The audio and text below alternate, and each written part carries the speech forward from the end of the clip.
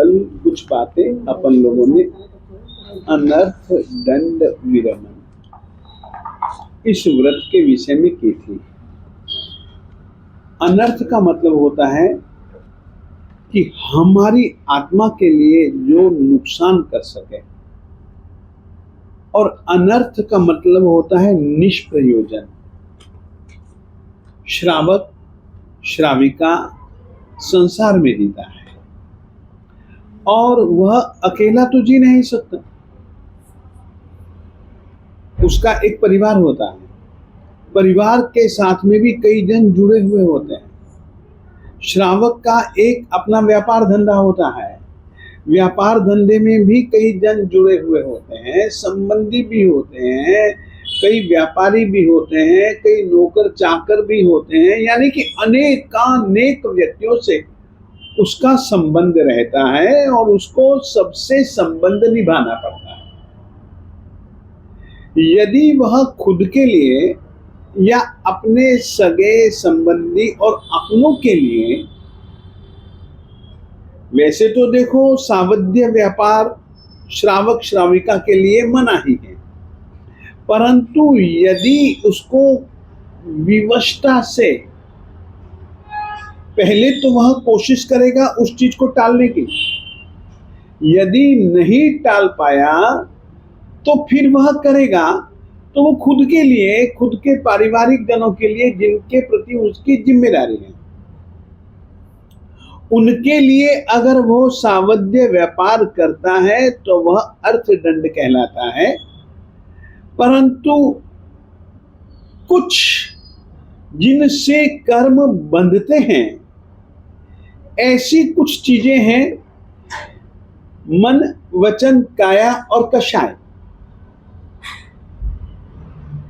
ये चीजें एक ऐसी हैं। देखिएगा, मिथ्यात्व तो हम कह नहीं सकते क्योंकि श्रावक के विषय में बात कर रहे हैं, तो मिथ्यात्व तो उसमें से पहले जा ही चुका है। ठीक है, अब रही बात अविरति की। अविरति में से भी उसने कई व्रतों की विरति ले ली है, परंतु उस विरति के ग्रहण में कहीं कहीं पर द्विंद्रिय,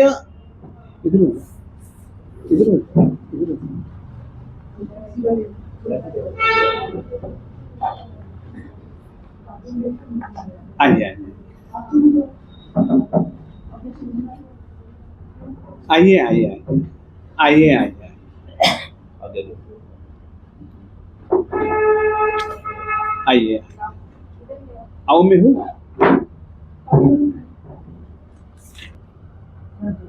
तो श्रावक ने द्विंद्रिय, त्रिंद्रिय, चौरेंद्रिय, एकेंद्रिय जीवों की हिंसा में तो उसने यत्न रखी हुई है, परंतु द्विंद्रिय, त्रिंद्रिय, चौरेंद्रिय और पंचेंद्रिय जीवों को भी कई बार उसको नुकसान पहुंचाना पड़ता है। तो ऐसी समय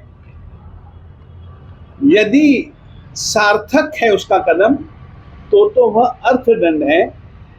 परंतु आदमी के पास, संगी मनुष्य के पास, संगी जीवों के पास कर्म बंधन के लिए एक बहुत बड़ी चीज है, कषाय और योग। ये इस तरीके के आश्रम द्वार है ना, जिसके कारण से कर्म आते हैं। श्रावक श्राविका को कभी भी अनर्थ दंड का सेवन तो करना ही नहीं चाहिए। कारण यह है कि वह निष्प्रयोजन होता है, वह निष्प्रयोजन होता है। अब जैसे कि आपको मैं बताता हूं उदाहरण के तौर पर, अभी कल्पना करो भारत पाकिस्तान का क्रिकेट का मैच चल रहा है, हमको रस है, हम बैठे। अब देखिए उस समय किस तरीके का एक उत्तेजना भरा वातावरण अपने दिल में बन चुका होता है कि हमारा भारत जीतना ही चाहिए। यदि कोई भारत के विरोध में कुछ बोलता है या भारत हारे उसके लिए अगर कोई प्रयास करता है तो अपने मन में से कितनी गालियां निकलती। हम अपने कमरे में बैठे हैं, टीवी के सामने बैठे हैं, तो भी अपन लोग उसको तोड़ देते हैं जैसे कि वो हमारे सामने ही कर रहे हैं वो खेल। परंतु उस समय आपके दिल दिमाग में कितना क्रोध, कितना आवेश, कितना अविवेक, आप कुछ नहीं कर सकते हो। यानी कि आप मैदान में भी नहीं जा सकते हो, आपकी स्थिति ही नहीं है, तो भी कितना आवेश, माना मानसिक आवेश, समझा वाचिक संभाषण आपने किया, वाचिक भाषण किया, उससे ही जो कर्म बनता है वो तो बेकार बन रहा है ना। बस उन स्थितियों में होने वाला जो कर्म बंधन है वो अनर्थ दंड जनित कर्म बंधन है। अपनी डिस्ट्रिक्ट लाइट में गाली निकालती है, सही नहीं खेल रहा वो, मैं होता तो ये कर देता, वो कर देता, ये सही नहीं खेल रहा है, ये वो कर रहा है, गाली निकालते हैं। हाँ, ये तो अब देखिए, कर्म तो योग एक कर्म बंधन का हेतु है। आपके मन के अंदर के विचार, आपके उस समय वाणी योग, उस समय आपका काया योग, वो तो चालू है, और इसके अतिरिक्त दिल दिमाग में कषाय चालू है। जबकि उधर तो जो होने वो होना ही होने, मगर तुम लोग बेकार बेमतलब क्यों कर्म बांध रहे हो? माता संभव रहना चाहिए, मगर ऐसे समय संभव रहता नहीं है। तो क्या होता है कि ऐसे समय कारण है, उसके पीछे कारण है माता। आत्मा जो है ना, आत्मा वो निमित्त वासिया है।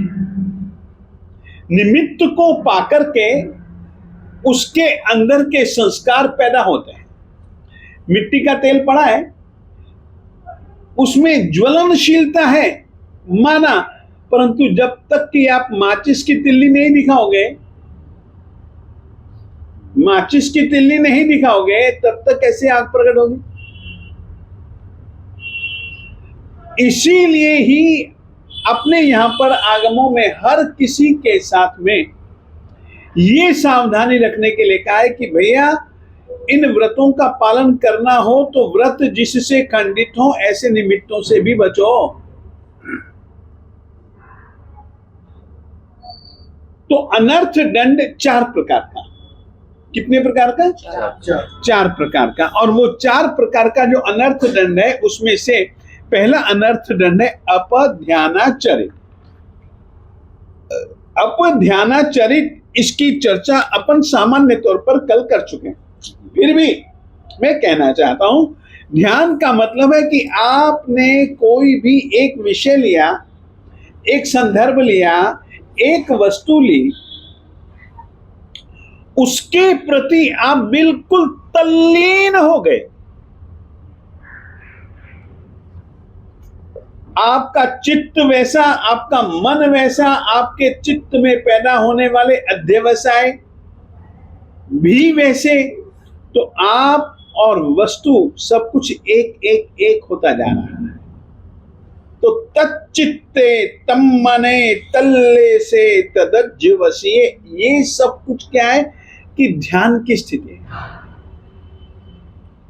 ध्यान क्योंकि आप चिंतन कर रहे हो, और वैसा ही चिंतन, माना कि ध्यान की ज्यादा से ज्यादा उम्र अंतर मुहूर्त है, परंतु वो ही विचार फिर आगे की एक चैन चला देते हैं, जिसके कारण से ध्यान अंतर मुहूर्त भर का न रह करके ज्यादा देर तक आप लोगों का वैसा ही चिंतन चिंतन चिंतन चिंतन चिंतन चलता रहता है। ये क्यों चलता है? राग और द्वेष के संस्कारों के कारण। वो राग और द्वेष के संस्कार हमारी आत्मा में कई कई जन्मों से पड़े हुए, और मन है ना भाना, तेरी राष्ट्रभक्ति, तेरी आत्मभक्ति तो है नहीं, राष्ट्रभक्ति क्या हो?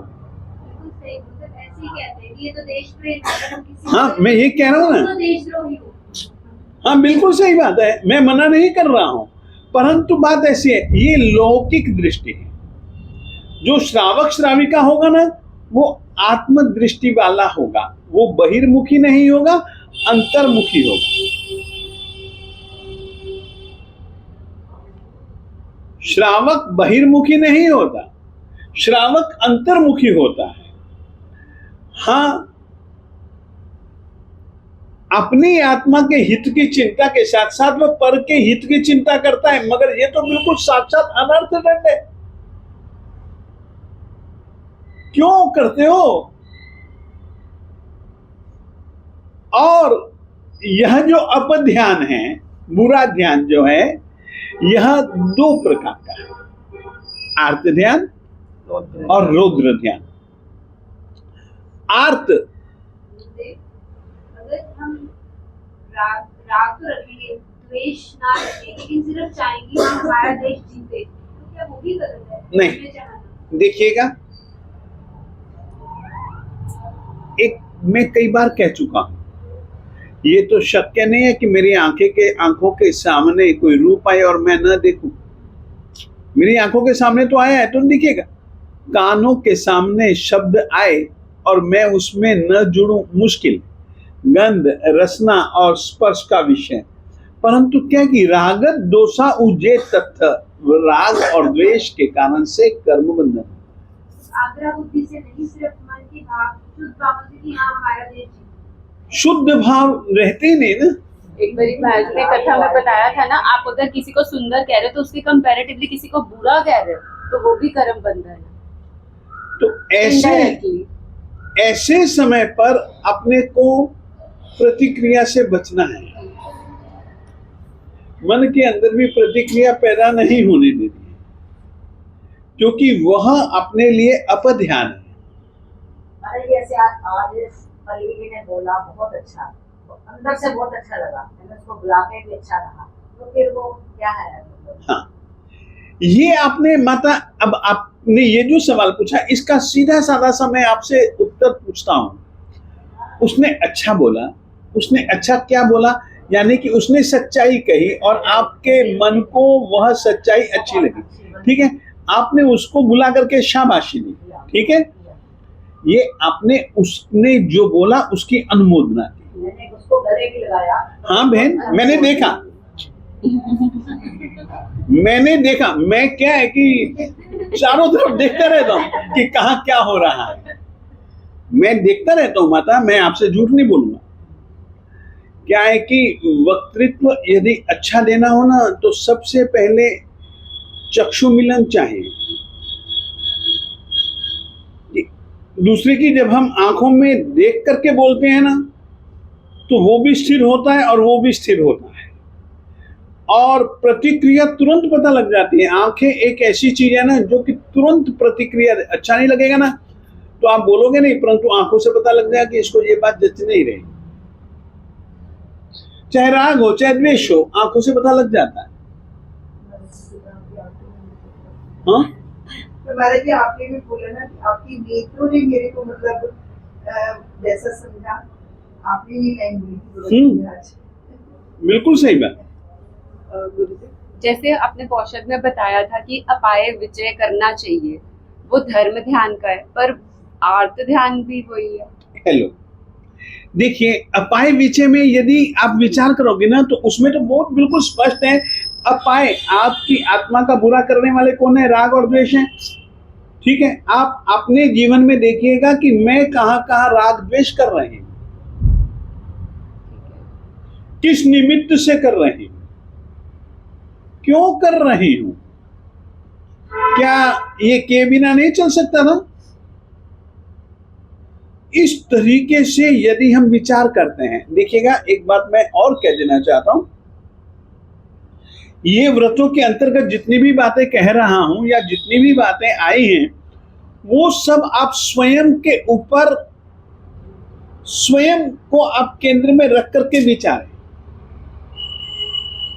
जब तक कि आप स्वयं को केंद्र में रख करके नहीं विचारोगे ना, तो सबके लिए सामान्य रूप से कहिए नहीं। इसीलिए महावीर जी की वाणी सब जगह एक समान नहीं। ये सुनने वाला है तो ये अपने ढंग से, वो अपने ढंग से, वो अपने ढंग से।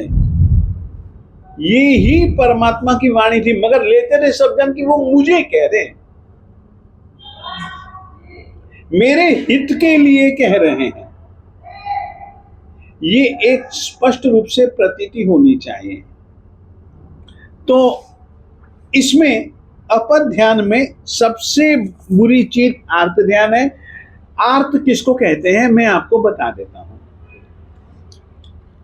मैं अपने जीवन में आर्त यानी कि दुखी कब होता हूं, मैं अपने जीवन में पीड़ित कब होता हूं। आप अपने आप को देखिएगा, आर्त जब आपको कोई चीज अच्छी लगती है, उसका जब वियोग होता है तो अपने मन को अच्छा नहीं लगता है, तो दुख होता है। अनिष्ट इष्ट विप्रयोग कि जो मुझे अच्छा लगता है, मुझे अच्छे लगने वाले विशेष करके क्या होता है, 5 चीजें होती हैं जिनको कि हम इंद्रियों का विषय कहते हैं। कान का विषय जैसे शब्द है, आंख का विषय जैसे रूप दर्शन है, नाक का विषय जैसे गंध ग्रहण है, जिह्वा का विषय जैसे रस ग्रहण है, चमड़ी का विषय जैसे स्पर्श ग्रहण है। ये 5 चीजों में कुछ है कि नहीं है वो छोड़ दो, आपके मन में रस है। आपके मन में रस है, इस कारण से ये अच्छी ये बुरी ये प्रतिक्रिया देती इंद्रियां नहीं देती, मन देता है। और मन भी नहीं देता है, आत्मा देती है। तो जब आत्मा इस तरीके की प्रतिक्रिया प्रकट करते हैं, किसी के प्रति राग, क्यों कोई विषय अच्छा लगा, गीत अच्छा लगा, किसी का आना अच्छा लगा, किसी का जाना अच्छा लगा, ये सब राग द्वेष के कारण से होता है। जैसे कि कल्पना करो, आज मैंने गोचरी की सबके साथ, हमेशा सबके साथ ही गोचरी करने की कोशिश करता हूं। आज बहुत अच्छी वो आई थी, क्या नाम, रबड़ी। आज रबड़ी बहुत अच्छी आई। तो मेरे लिए लाने वाले आदमी को पता होगा कि महाराज तुम मीठा खाते नहीं, तो मेरे लिए फीकी लाया। मुझे स्वादिष्ट लगी तो मैंने चटकारे लेकर के खाए। तो जो मैंने चटकारे लेकर के खाए, तो इसका मतलब क्या हुआ कि वो चीज मेरे को स्वाद लगी। तो इस ढंग से अपना मन वस्तुओं में, अपना मन पदार्थों में, अपना मन व्यक्तियों में, नर नारियों में, बालक बालिकाओं में, आपको कहना चाहता हूं, मेहुल है, आपको कर्म बंधन की प्रक्रिया समझाना चाहता हूं। कर्म आश्रित, थोड़ा इधर और नीचे देखिएगा। अब ये छोटा बच्चा है, सामान्यतया अपन किस किस तरीके से कर्म बांधते हैं मैं कहना चाहता हूं। छोटा बच्चा है, अब देखिए छोटे बच्चे की चमड़ी में जो मासूमियत होती है, वो अपने जैसे बड़े बन जाने के बाद में अपनी चमड़ी में मासूमियत नहीं रहती। क्यों नहीं रहते?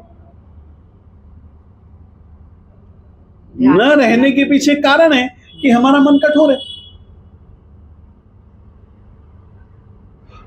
अब जैसे कि कोई छोटा बच्चा आया, हम क्या करते हैं, दूसरे के तो नहीं, पर छोटे बच्चे के हाथों को, मुंह को, उसके अंग प्रत्यंगों को स्पर्श करना चाहते हैं। उसके स्पर्श में हमको अच्छा लगता है। कल्पना कीजिएगा, अच्छा लगता है। परमात्मा कहते तुमने जो हाथ भी लगाया ना इस तरीके से, तो तुम्हारे दिल में तो प्रेम भाव है, उसके प्रति राग भाव है। आप मानेंगे नहीं, उसको भी परमात्मा ने क्या पुठिया स्पर्श की प्रक्रिया के माध्यम से भी यहां पर कर्म बन जाए। डिठिया किसी को अपने देखते हैं ना तो राग भाव से देखते हैं, तो भी तो यानी कि ये हम बेकार का कर्म बंधन करते हैं। अधिकतर व्यक्ति जो कर्म बांधते हैं वो सब ऐसी छोटी छोटी इन्हीं क्रियाओं को परमात्मा ने आश्रम कहा है कि इन्हीं छोटी छोटी, जो कि हमारे लिए, हम तो किसी ऐसी चीज को महत्व ही नहीं देते। महत्व इसलिए नहीं देते कि हमें परमात्मा की वाणी का कुछ ख्याल ही नहीं है कि परमात्मा ने इस तरीके से कर्म बंधन की बात कही है, ऐसे ऐसे आश्रम की बात कही, हमें नहीं पता है। जैसे कि अब देखिए, कर्म बंधन में दो प्रकार की चीजें होती हैं। जैसे कि अभी अभी पूछा कि हमारे मन में तो कुछ है ही नहीं, मान लीजिएगा हम तो देख ही रहे हैं, मालिक, हाँ बैठा, मालिक दो प्रकार के कषाय मानता है। क्रियाओं के पीछे दो प्रकार के, एक तो इरियापथी की, तीर्थंकर भगवंत भी कर्म बंधन तो उनका भी चालू है, तो उनका जो कर्म बंधन होता है बिना कषाय के होता है, तो इरियापथी की। एक होता है सांप्रदायिकी कर्म बंधन, संप्राय कहते कषाय को। कषाय जब जुड़ जाते हैं ना तो फिर घमासान चलता है। तो अपध्यानाचरित ध्यान में आर्त ध्यान, जो कि मनोज्ञ और अमनोज्ञ दो प्रकार के भेद आपके दिल में कर देता है, वस्तुओं में कर देता है। जो चीज आपको अच्छी लगती है वे मनोज्ञ है, अमनोज्ञ कोई चीज आई, यदि उसका वियोग होगा तो आपको दुख होगा, और यदि कोई अमनोज्ञ, अपने मन को अच्छा नहीं लगने वाला अगर कोई आ गया तो भी दुख होता है ना, तो भी दुख होता है ना।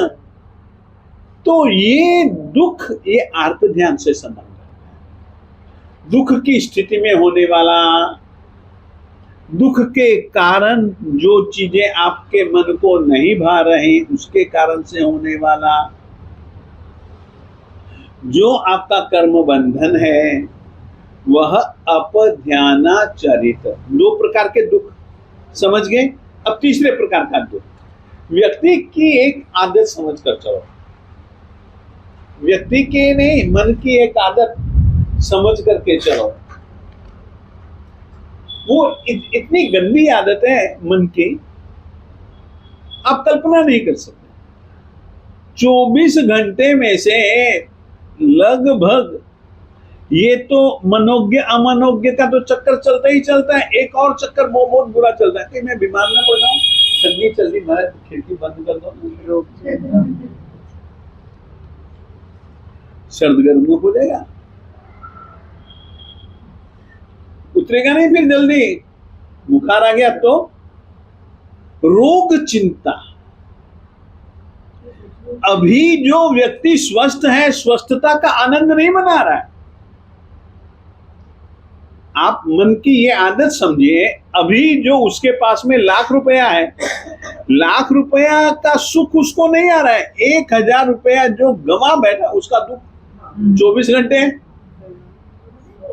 जो पीछे हमारे साथ हुआ उससे हमने ये समझ ली और अब उसके हिसाब से बिहेव कर रहे कि ऐसा करते हैं तो मेहनत करती, इसलिए बंद करते। ऐसे सोचने की होगी जो है, चल तो होगा तो देखा जाएगा, पहले क्यों सोचना कि बुरा ही होगा। नहीं, मतलब क्या होता है, नहीं, एक प्रकृति समझो, एक प्रकृति समझो। रोग चिंता के कारण से व्यक्ति कितना कितना कितना कितना बुरा सोचता है, बहुत ज्यादा बुरा सोचता है। उसको शरीर के प्रति अपना मोह है ना, शरीर के विषय उसको अच्छे लगते हैं। अभी ठंडी ज्यादा है यार, एक कंबल उड़ा दो, होता है ना। तो ये सब क्या है, तो रोग चिंता, रोगों की चिंता के कारण से भी जो आदमी के दिल दिमाग में जो परेशानी होती है, देखिए मनोज्ञ योग चिंता, दूसरा है रोग चिंता। सिर दुखने लग गया तो जो पीड़ा, जो उसके मन में दुष्चिंतन, अरे यार उस डॉक्टर की दवाई ले ठीक ही नहीं हुआ यार, क्या, अरे यार बहुत ज्यादा दुख रहा है, बहुत ज्यादा दुख रहा है, तो आदमी कितना तलपापड़ होता है। तो ये सब जो है ना, और फिर अभी तो ठीक हो गया, फिर आदमी आएगा मेरे पास कि महाराज कल ना हो जाए फिर दे दो मैनू। तो भविष्य के लिए भी ये रोग चिंता के कारण से ना, तो ये रोग चिंता। चौथा है निदान। निदान, निदान बहुत बुरी चीज है जैन परंपरा में। परमात्मा श्री महावीर स्वामी जी के पास में श्रेणी का है और अपनी रानियों के साथ आया। उसका रूप, उसका लावण्य, उसका ठाठ बाट देख करके कई जनों ने नियाना करने की इच्छा रखी, मुनियों ने। परमात्मा तो सर्वज्ञ, तो उन्होंने जान लिया। तो निदान क्या बुरी चीज है, परमात्मा ने उपदेश दिया। हम लोग क्या करते हैं, तुच्छ सुखों की खातिर अपनी आराधना साधना की ओर ध्यान नहीं देते। क्षुद्र सुखों की खातिर अपन लोग अपने द्वारा उपार्जित जो महान लाभ का कारण है उसको भी गंवा बैठते हैं। उसका नाम है निदान, उसका नाम है निदान। तो निदान भी अपने दिल दिमाग में क्या होता है, अब मैं आपको कहूं, दो चंडाल साधु, दोनों भाई, बहुत अच्छा गाते थे, बहुत अच्छा गाते थे। किसी कारण से राजा ने उनको बाहर नगर से बाहर करवा दिया। वे दोनों खूब तपस्या करते हैं, उसी नगरी में आए। चक्रवर्ती उसको वंदन के लिए गया, उनकी तपस्या के विषय में सुन करके। तो स्त्री रत्न को वो साथ में लेकर के गया, स्त्री रत्न को साथ में लेके गया। स्त्री रत्न ने जब वंदन की तो उसकी बाल के लट उसके पैरों से छू गई। इतना कोमल स्पर्श, इतना आह्लादक स्पर्श उसने नियाना कर दिया। भाई ने बहुत समझाया, नहीं माना, नहीं यार चाहिए तो यही।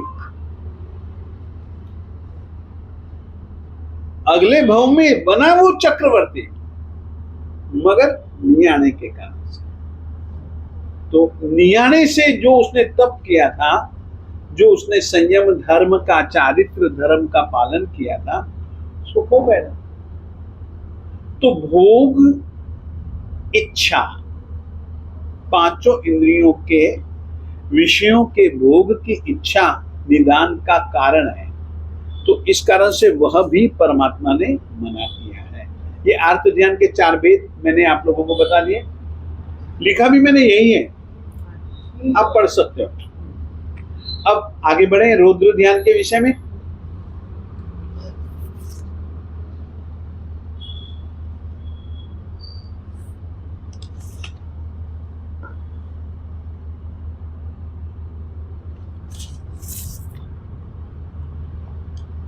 दूसरा जो ध्यान है वो रौद्र ध्यान है। रौद्र, रौद्र शब्द का अर्थ होता है भयंकर, भयंकर। चित्त के अंदर ऐसी स्थिति कब बनती है जिस समय आदमी बहुत भयंकर चिंतन करता है। उसके क्या कारण हो सकते हैं, तो उसके 4 कारण हो सकते हैं। कितने कारण हो सकते हैं? 4 कारण हो सकते हैं। और उन्हीं 4 कारणों को रौद्र ध्यान के 4 प्रकार के रूप में गिना गया। एक तो होता है हिंसानुबंधी, हिंसानुबंधी। एक होता है वृषानुबंधे, एक होता है स्तेयानुबंधे, और एक होता है संरक्षणानुबंधे। अब इन चारों को मैं आप लोगों को समझा देता हूं, ठीक है? कितने बज गए? 3:45। कितने बजे तक चलाऊं? 4 बजे तक। 4 बजे तो मुझको कह देना, ताकि मैं विषय आप लोगों को ये समझा डालूं। जब किसी को मारना, पीटना, काटना, किसी का वध करना सरल काम तो नहीं है, बहुत कठोर काम है, बहुत कठिन काम है और कठोर काम है। परंतु यदि किसी के प्रति मेरे दिल में ऐसा द्वेष आ गया,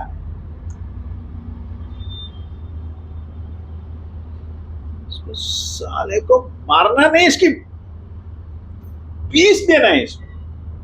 अब देखिए, मार देना, इसको पीस डाल, क्या मेरे चित्त के विचारों में फर्क नहीं है?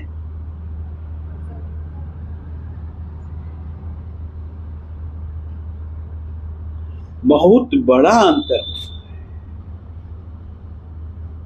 और किसी को मार देने का विचार, ये रौद्र विचार है। मारो साले को हैंकर। अपन लोग ऐसे नहीं बोलते क्या? अपने दिल दिमाग में ऐसे भाव नहीं आते हैं? पिक्चर देखते, पिक्चरों में होता है जो वो डाकू को मारो तो उनको अच्छा लगता है कि वो उसको मारते, उसको मारते। हाँ, तो ये सब हिंसानुबंधी रौद्र ध्यान। इसीलिए कहा जाता है कि फिल्में देखो मत। किसी भी प्रकार की जिसके कारण से अपने दिल दिमाग में राग और द्वेष के संस्कार पुष्ट बने, चारित्र का विघात होता हो, उस तरीके के दृश्यों को देखो मत, उस तरीके की बातों को कानों से सुनो मत। क्योंकि चारित्र का, संयम का घात होना बहुत खराब चीज है।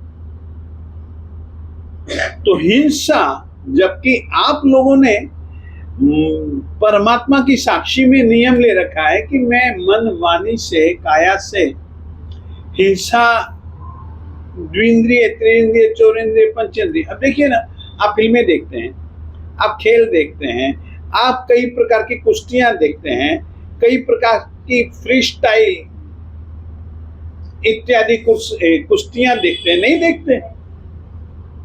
युद्ध की कहानियों को देखना ज्यादा अच्छा लगता है मन को। असली में वो काम करना और विचार भी करना एक ही बात है? नहीं, अलग है। विचार जब करते हैं तो आप नहीं भी करते हो तो बहुत ज्यादा। अब तंदुल मत से कुछ खाता थोड़ी ना है। जैसे टीवी चल रहा है, कोई ऐसे सीन आ जाते हैं, फिर आप क्यों चालू करती हो? नहीं, हमने नहीं लगाया, जेंट्स ने लगाया हुआ है। माता देखिएगा, आपसे मैं यह कहना चाहूंगा, आप है ना, आप बिल्कुल मत देखिएगा, क्योंकि मन को एक निमित्त मिल गया ना। आप देखिएगा, आप केवल एक पलक भी देख लोगे ना, एक झलक भी देख लोगे ना, फिर लगातार उसी ही तरीके के विचार आपके दिल दिमाग में चलेंगे, तो बनेगा ही बनेगा। आपने मन, वाणी, काया से कुछ भी किया तो वो बनेगा ही बनेगा ना।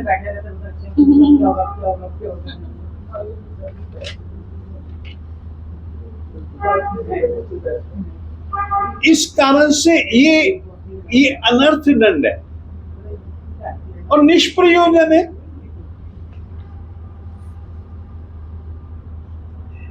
ये जो कुछ भी है ना, ये निष्प्रयोजन हो रहा है, बेमतलब हो रहा है, परंतु इसका परिणाम तो भुगतना पड़ेगा ना आपने। तो इस तरीके से हिंसानुबंधी, किसी जीव की हिंसा करनी है, कोई हिंसा के दृश्य देखने हैं, ये सब अपने मन के भावों को बिगाड़ने वाली अपनी वाणी। देखिए, वाणी से कभी भी आप लोगों से हम यह कहना चाहेंगे वाणी ऐसी बोलिए कि जिससे किसी का तिरस्कार न हो। परंतु तिरस्कार न हो ये केवल विचार करने से कुछ नहीं होता है। ऐसे लोगों के साथ में बैठो, उठो, तुच्छ भाषा बोलने वालों के साथ तो बैठते हैं तो अपनी भाषा भी वैसी बन जाती, अपना चिंतन भी वैसा बन जाता। अब यदि चिंतन और भाषण वैसा बन गया तो शरीर से चेष्टाएं भी वैसी होंगी। तो हिंसानुबंधी, हिंसा का लगातार अनुबंध होता रहे, ये एक ऐसा हिंसा का विचार करना जिसके कारण से हिंसा हिंसा हिंसा, मृषा, झूठ, झूठ के विषय में भी इसी ही तरीके से चलता है।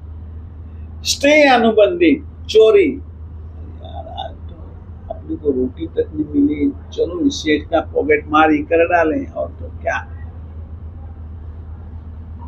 चोरी का विचार, मुफ्त का मिलता है चोरी में तो। और फिर चौथा रौद्र ध्यान बड़ा भयंकर है। वो तो मेरे पास में मैंने खूब कमाया, खूब इकट्ठा किया, फिर उसके संरक्षण के लिए आपके दिल दिमाग में क्या क्या व्यवस्थाएं चलती हैं, वो भी कोई प्रेम भरी थोड़ी ना चलती हैं। कोई देख तो ले, उधर आपने कहीं दबाया हो और दूर से कोई आदमी देख भी न रहा हो, मन में कितना भय रहता है।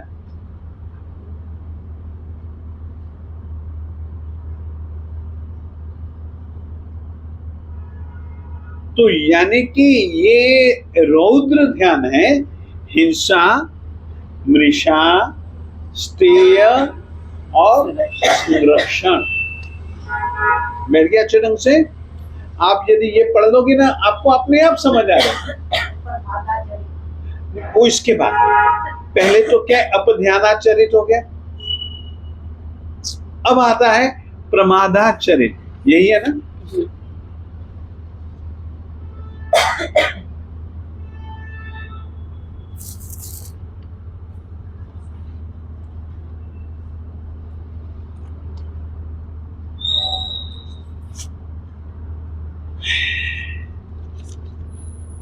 हाँ।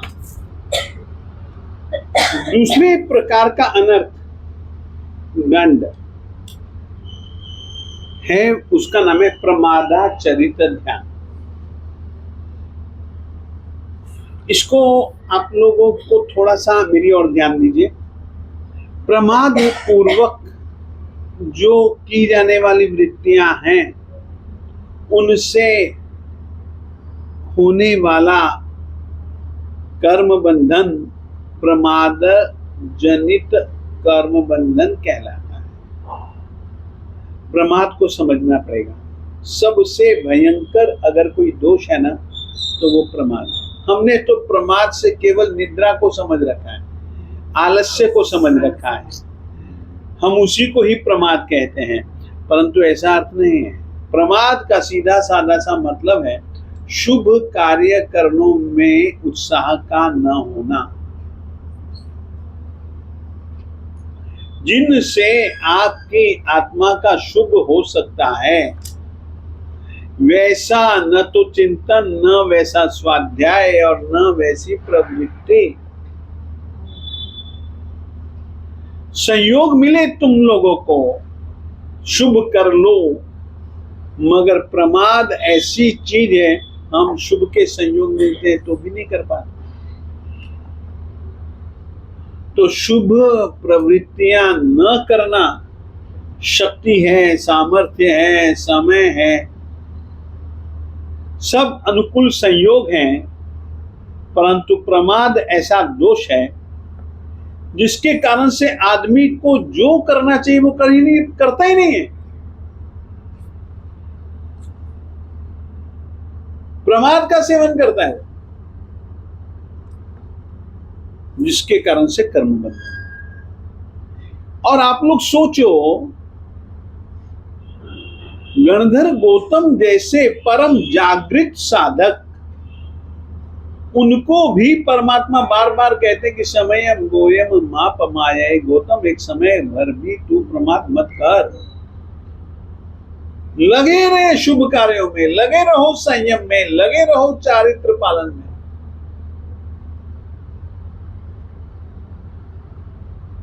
ये मानव तन पाने के बाद में प्रमाद बहुत बुरी चीज है। जीवन में हम लोग सही समय खो देते हैं। प्रमाद 5 प्रकार, जैसे अपध्यान, आर्त ध्यान और रौद्र ध्यान बतलाया। आर्त ध्यान और रौद्र ध्यान के 4 हिस्से हमने आपको बतलाए। वैसे प्रमाद 5 प्रकार का भी मिलता है, 6 प्रकार का भी मिलता है, 7 प्रकार का भी मिलता है, 8 प्रकार का भी मिलता है, परंतु 5 प्रकारों में लगभग सब प्रकार आ जाते हैं। सबसे पहला प्रमाद है मध्यम, दूसरा है विषय, तीसरा है कषाय, चौथा है निद्रा और 5वां है विकथा। ये प्रमाद 5 प्रकार का है। मद्यपान, शराब का पान। देखिए, शराब महाविगई के बीच में तो हमने गिनाई, वो तो हिंसा की दृष्टि से। यहां पर हमने एक श्लोक लिखा है, मद्यपान यानी कि शराब पीने से 16 प्रकार के दोष अपने में पैदा होते हैं। कुछ तो शारीरिक है। अब जैसे कि आप शराब पिएंगे ना, धीरे धीरे आपका शरीर बेडोल होता जाएगा, आप कुरूप होते जाएंगे, आपका सुंदर रूप मिट जाएगा। वही रूप में शराब का परिणाम इत्यादि जो दिखेगा।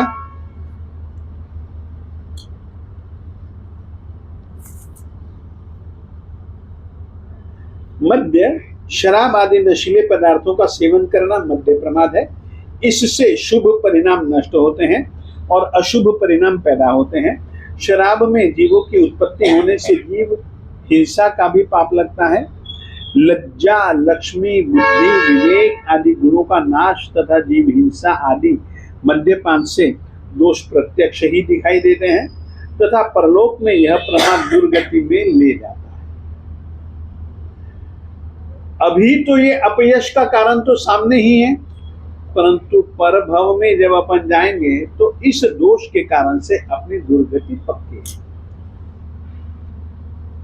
मद्य महाविगई है।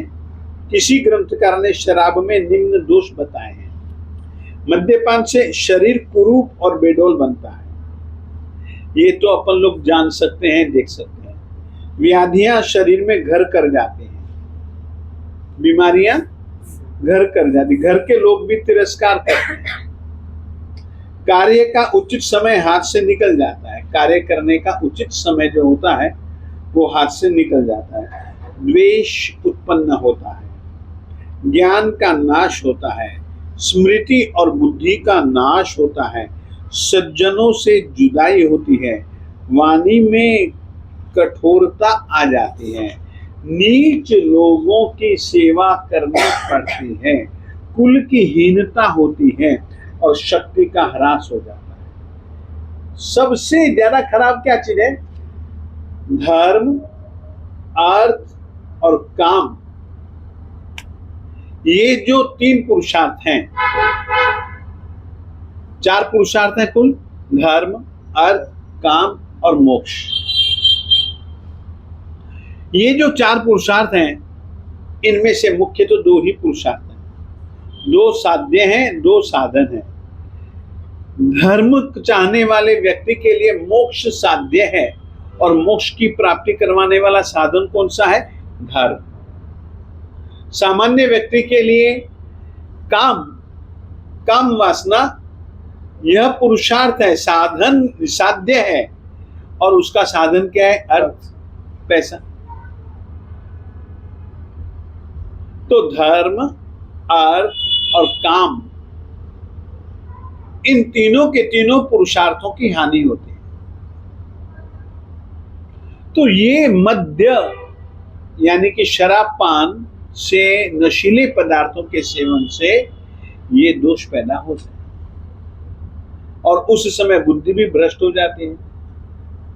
जो आत्मा के पास में अच्छे अच्छे गुण होते हैं वे भी नष्ट हो जाते हैं। उस समय बुद्धि विकृत हो जाती है, नहीं बोलने जैसी बातें बोलता है। ये सब दोष जो है ना मध्य के कारण से पैदा होते हैं और मध्य के कारण से आत्मा प्रमादी बन करके जो धर्म करने का अवसर है, जो आत्म कल्याण साधने का अवसर है, उसको भी वह खो बैठता है।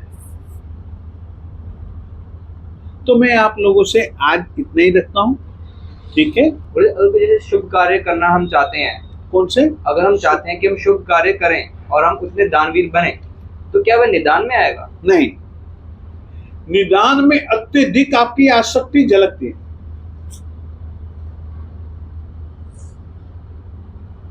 आसक्ति जो है ना वो बुरी चीज है। नाम की इच्छा से दान करना वो निदान में आएगा। नहीं मत, नाम की इच्छा से दान वो कीर्ति दान में आएगा। वो दान भी कोई मजेदार नहीं है। दान तो दानम स्वस्याति सर्वो दानम, वस्तु पर से अपनेपन को मिटा देना चाहिए। दे दिया फिर भूल जाओ।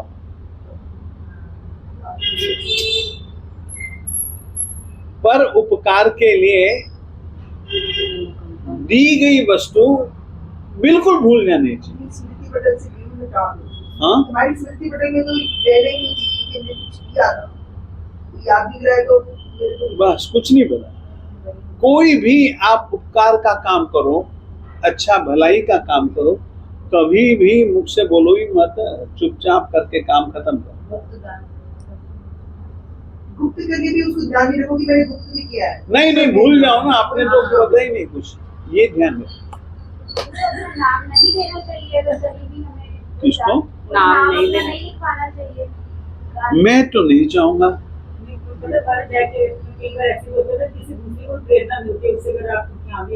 कुछ नहीं मिलती माता, आपको मैं कहूँ, आपका नाम बस आपने पैसे देने के पैसे दे दिए, नाम लिख दिया।